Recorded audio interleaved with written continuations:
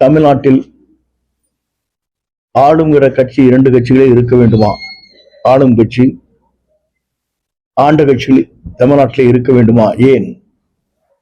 ஒரு புதிய வரலாற்றை படைப்பதற்கு ஒரு தலைவர் தேவை என்ற முறையில் இன்று மக்கள் மட்டுமல்ல இளைஞர் உள்ளங்களிலே நிறைந்திருக்கிறது என்பதை நாம் கண்கூடாக பார்த்துக் கொண்டிருக்கிறோம்.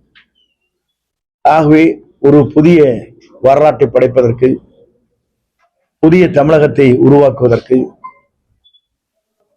அவர் எடுத்துச் சொன்னதைப் போல அந்த பணிகளை நிறைவேற்றுவதற்கு முழுமையாக நின்று மக்கள் சக்தியோடு ஆட்சி கட்டிலே அமர்வது எந்த சக்தியாலும் தடுத்து நிறுத்த முடியாது என்கின்ற வரலாற்றை உருவாக்குவதற்கு நாங்கள் அனைவரும் அதற்காக உறுதுணையாக இருந்து அயராது இரவு பகல் பாராமல் அந்த பணிகளை மேற்கொள்ள இருக்கிறோம் என்பதை நான் பணிவோடு தெரிவித்துக் கொள்கிறேன்.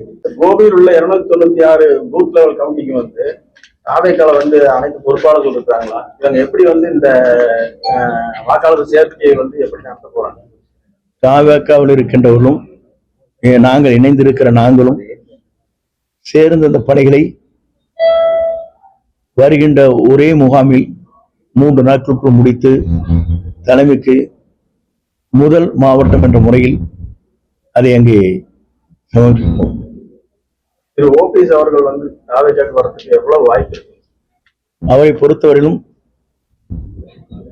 அவரோடு இருக்கின்ற மாவட்ட செயலாளர் பெரும்பாலும் பல்வேறு கருத்துக்களை சொல்லியிருக்கிறார்கள்.